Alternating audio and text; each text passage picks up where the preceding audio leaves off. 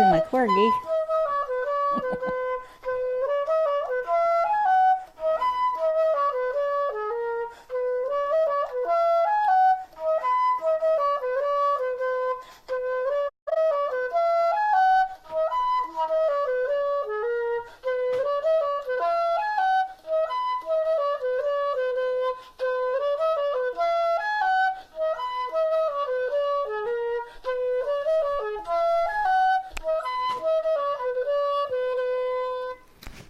Hi, this is Sally Morgan, physical therapist, craniosacral therapist, and Tellington T-Touch practitioner for animals and people.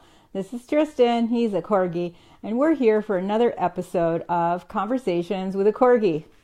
What do you have to say? That could be conversations, comma, with a Corgi, or conversations with a Corgi. Anyway, today we are going to continue our talk about different sorts of animal communication. And today I wanted to talk about animal spirit guides. Now, a lot of us have found guidance from our past deceased pets who have crossed the rainbow bridge, or maybe a particular animal that we love, like a wolf, that will give us help at difficult times in our lives. And animal spirit guides are different from, for instance, what you would do with animal channeling, where you're communicating telepathically or telepathically with a specific animal or a species of animal. When you have a spirit guide, that animal is a special gift to you. And how do you find your animal spirit guides, and what are they? So these are animals that can help you have wisdom in maybe your spiritual practice, or in life decisions, or in your work, or at difficult times, or excuse you, little boy, or at times in your life when you need assistance. And do people have one animal spirit guide their whole life and that's the only one? Not necessarily. You might have one that helps you often, but you can also have different animal spirit guides of different species come and help you at different times in your life. And your animal spirit guide may indeed be one of your pets who has crossed the rainbow bridge. And the other interesting thing about animal spirit guides is that they can be mythical animals, such as unicorns.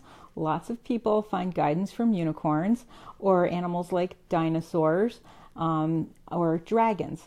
So your animal spirit guide can be any type of animal, and you can have more than one, and you can have several with one issue, and maybe only one come to you with another issue. How do you locate your animal spirit guides? I know when I first started to go into this, I was like, I really need to figure out how to do this. Like, I just don't get that, waking up in the middle of the night and saying, oh, I have an animal spirit guide. So there are several traditional ways, from shamanic work and meditative work, to help you find your animal spirit guide.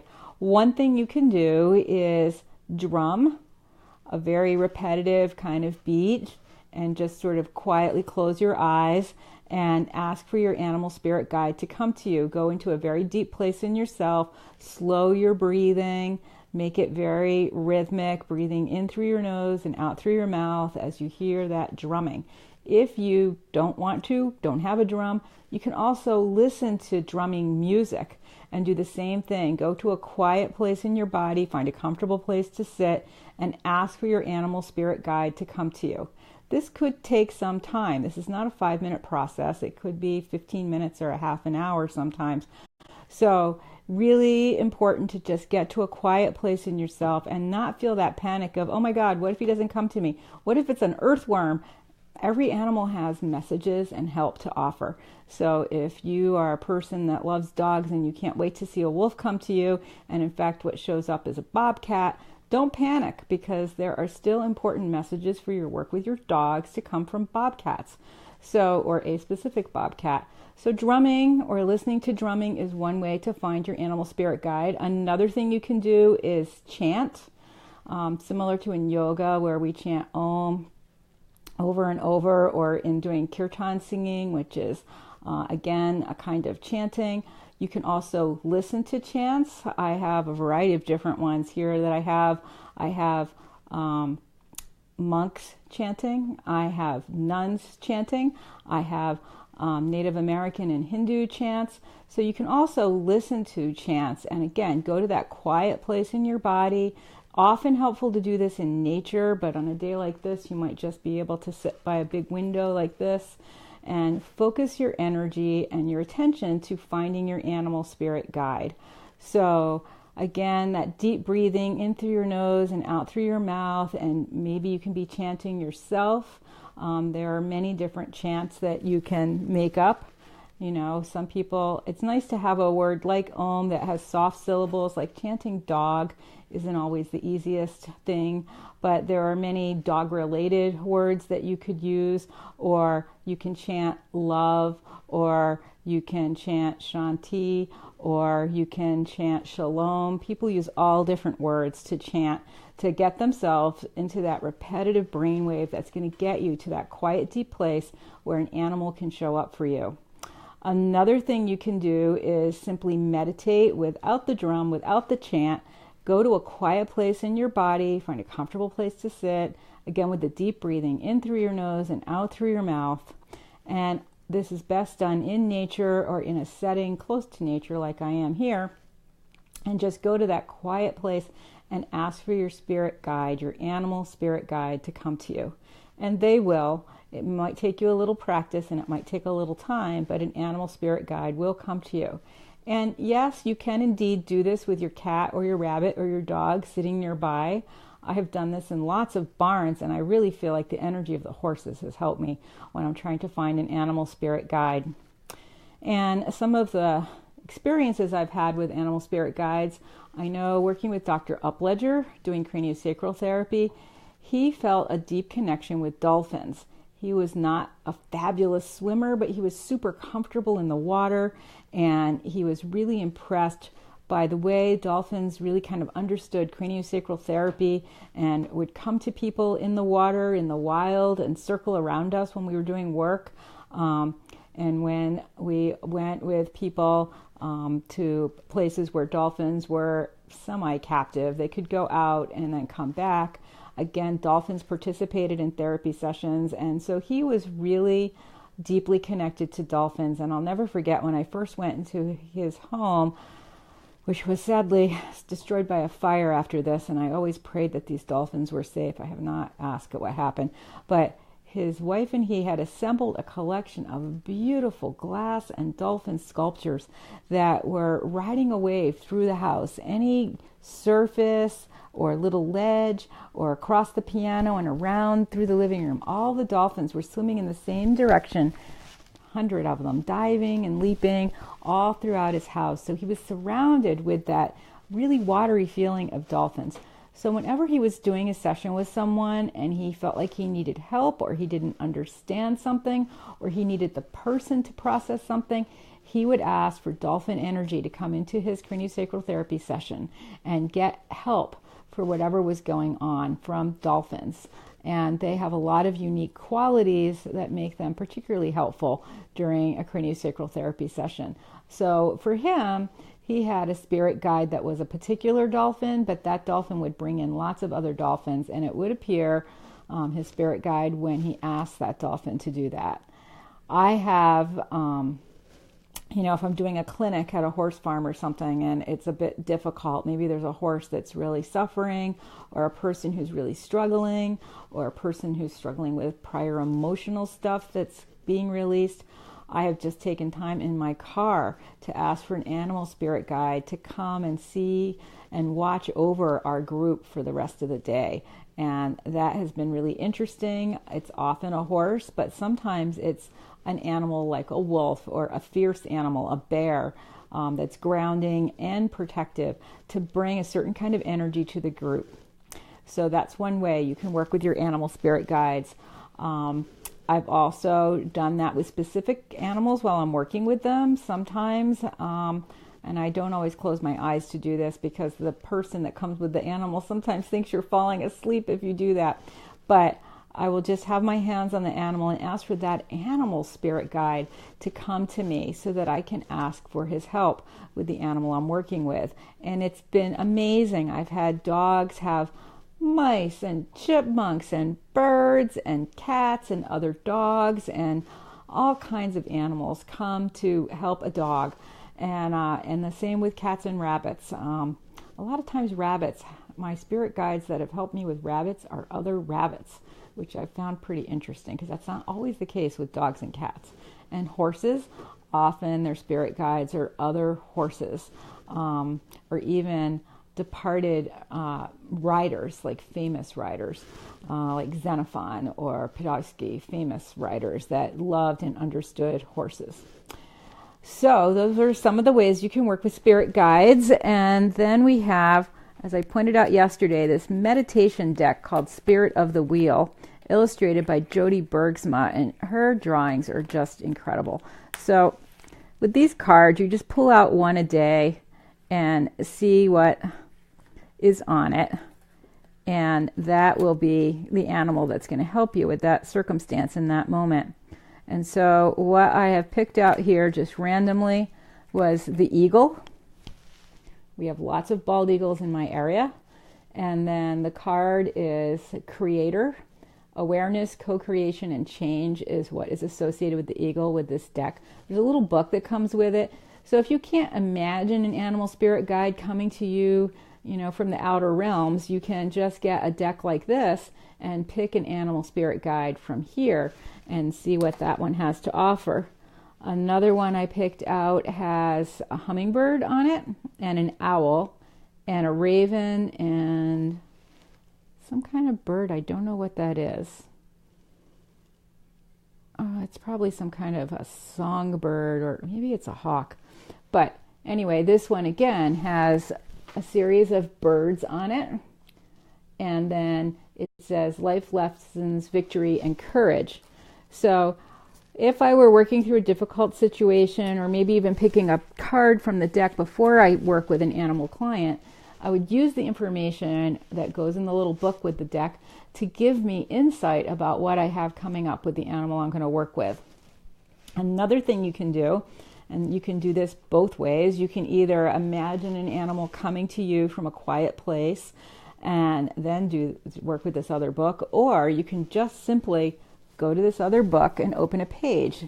And this is Animals Speak, The Spiritual and Magical Powers of Creatures Great and Small by Ted Andrews. We've talked about this before. And there are 5 or 6 pages on every kind of animal in that book. And it has a little drawing of the animal, and then it tells you like the biologic interesting things about the animal that make it special, the history of that animal in lore, literature, and thought, and then what that animal could mean to you in terms of life's lessons. So if I open this book right now, I pick out the owl.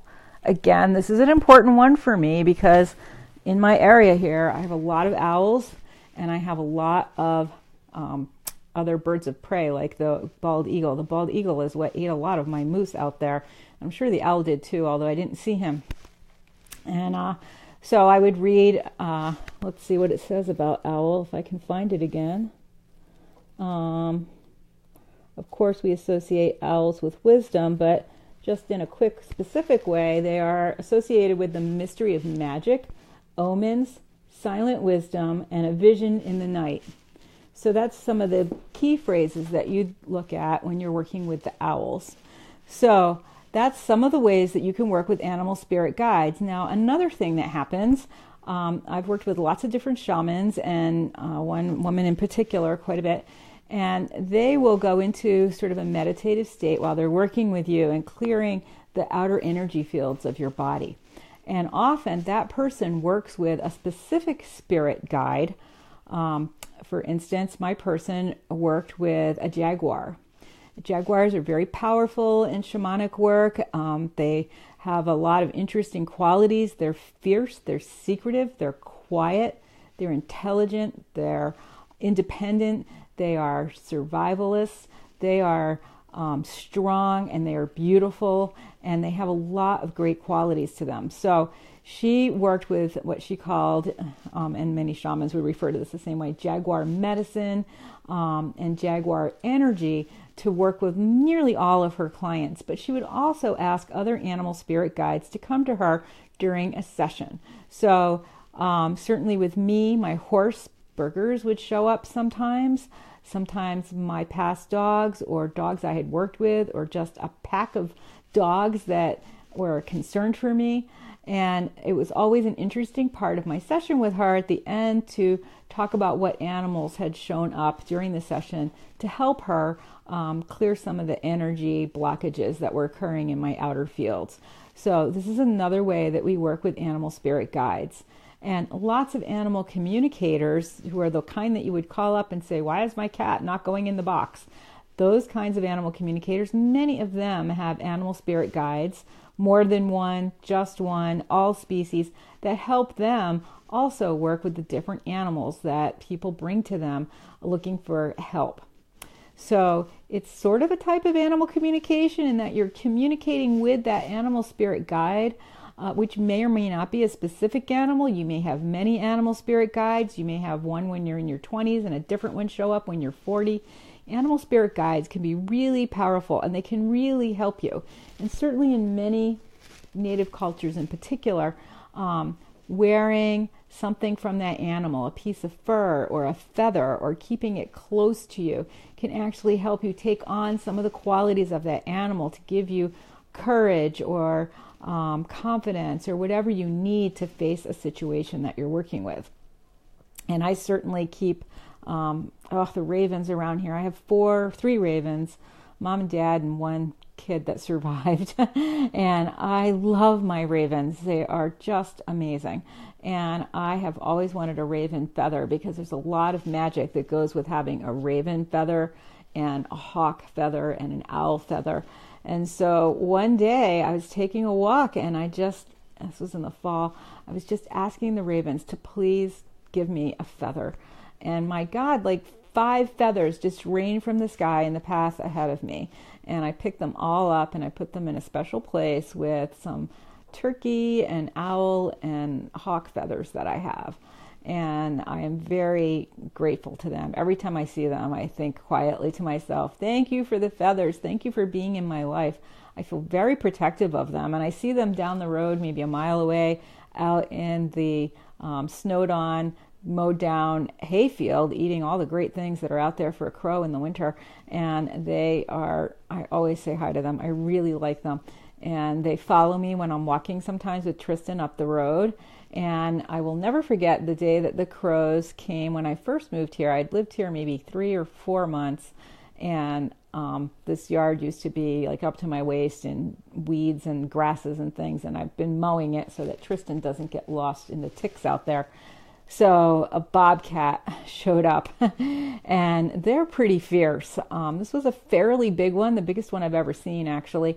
And, he was just annoyed. He was going around my fence and spraying all the trees and making that mad cat face, where their whiskers are pulled back and his ears were back. He's like, who put this here? And then the crows came, and I was kind of worried. I was like, oh my God, if he hangs around here too much, I'm going to be worried for my dog, because bobcats are pretty fierce, and Tristan's pretty little.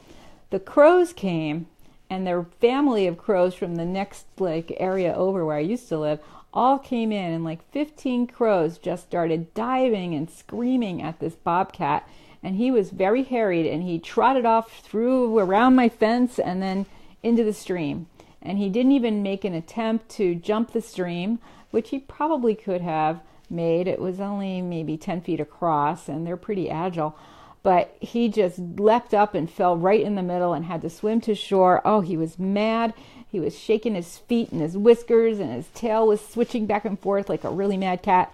And the crows were relentless. They literally chased him all the way down through the woods onto the next property and out across some fields that are behind the woods here. And I was really impressed, and I was so grateful. I was like, thank you, crows. Don't let him come in my yard with my Corgi. And I don't know how the crows feel about the Corgi. He's not much of an interference for them in any way, shape, or form. But I was so grateful to them. And I do think at many times in my life, one of my animal spirit guides has been a crow or an owl, because I do have a really close relationship with them here. In fact, in about a month, in the middle of February, is when the barred owl will start to come here and hoot in the trees to find a mate. And then after about 3 weeks of listening to him hooting, I'll hear a female way down in the woods across where there's a big reservoir. I'll hear her answer him, and then they'll come together on one day, and you'll hear them together for several months after that. And I used to have a beaver pond back here, and there's lots of hollow trees and great places for owls. One year when the water was deep enough I could take my canoe back there a little ways, I got to see the nest where the baby owls were. There were 3 or 4 of them. They were so sweet and fluffy and safe. They were completely surrounded by water and a few big trees. So I hope they all did well in their lives. So I have a lot of animal magic around my house in terms of birds and wildlife, certainly thanks to the beavers, which have been removed. I want them to come back. The beavers were a great addition here. So your animal spirit guides may be animals like that are in your life. They may be your lost pets. They may be animals that you knew that lived near you. Like maybe when I was a little girl, there was a horse I really loved, and I would see him in the car when we drove by certain places, and that horse is strong in my memory. And there are horses I've known. There was a really old, kind of sick horse in Florida where we were doing a T-Touch clinic. We drove by him quite a bit, and I felt really connected to that horse. And a friend and I stopped our car one day and went out there and did some T-Touches with that horse. And he was just really old and really just decrepit. And we did what we could to help him. But that horse has stayed with me a long time and has come back to me many times. So your animal guides could be any sort of thing in your life. And like I said, you can have more than one, and you can have just one. And they can be animals you knew, animals you didn't know, and they can be animals like unicorns and dinosaurs and dragons that might not be here in a form like this anytime recently. So animal spirit guides can be a big help to you and your pet, and just take that time to get quiet in your body and your mind using chanting, drumming, meditation, or just peacefully sitting, perhaps with your own animal in your lap or nearby. Particularly nice to do it in nature or near nature, and see what animals come to you and what their messages are. You can easily look them up in the Animal Speak book or in the Spirit of the Wheel cards, and you can even just Google messages of an owl, and a lot of Ted's work will come up and other people's insights as well. So it can be really fun to determine what your animal spirit guide is and work with that animal guide for a couple of days or a week in your life. A lot of these cards were made so that you can pull one and each day and think about that message throughout the day, or you can have that message stay with you for several days of a week, or just at times when you need information and insight that's beyond what your humanness can pick up. Why are you hiding? Showing off his pretty bow. So thanks for joining us today for this episode of Conversations with a Corgi. Brian has now uploaded all episodes until this one onto YouTube, including the Christmas ones with my sister, which were a little bit trickier to get uploaded. We also have my cards, Dances of the Heart Animal Connection cards, available on my website now. And those cards are not the same as the spirit guide cards. Those cards are to give you activities and ways to make a connection with the particular animal in your life, and they do apply to rabbits, guinea pigs, horses, dogs, cats. Nearly all of them apply to every species of animal. So check those out as well, and they should be on my sister's website sometime soon. It's all a work in progress. So have a great day. A lot of us in the Northeast are bracing ourselves for the incoming effects of Storm Hunter. I'm praying my driveway will melt before it freezes again, but I don't know that we're going to have complete melting. I may have to go out there in the rain and smash it. Brian made a lot of progress last night so that clients have a safe parking spot now. But boy, this weather is just crazy. So, and it is going to warm up here to the 40s again in a week, but for the next week it'll be cold. So everybody stay safe and warm where you are. Have a great day, and we'll be back tomorrow for another episode of Conversations with a Corgi. And that one's supposedly at 9:30. I don't know. We'll see what time it happens. Probably it'll be a little bit earlier. I have a pretty busy day tomorrow. So thanks for joining us today. And take some time to find your animal spirit guides. It can be a great comfort to you.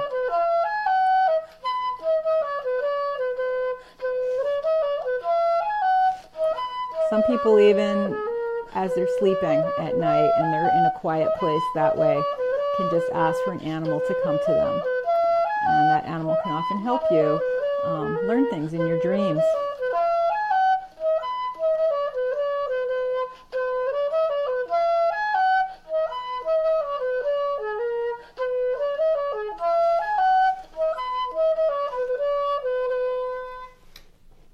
Have a great day. Thanks for joining us. Hi, Danny.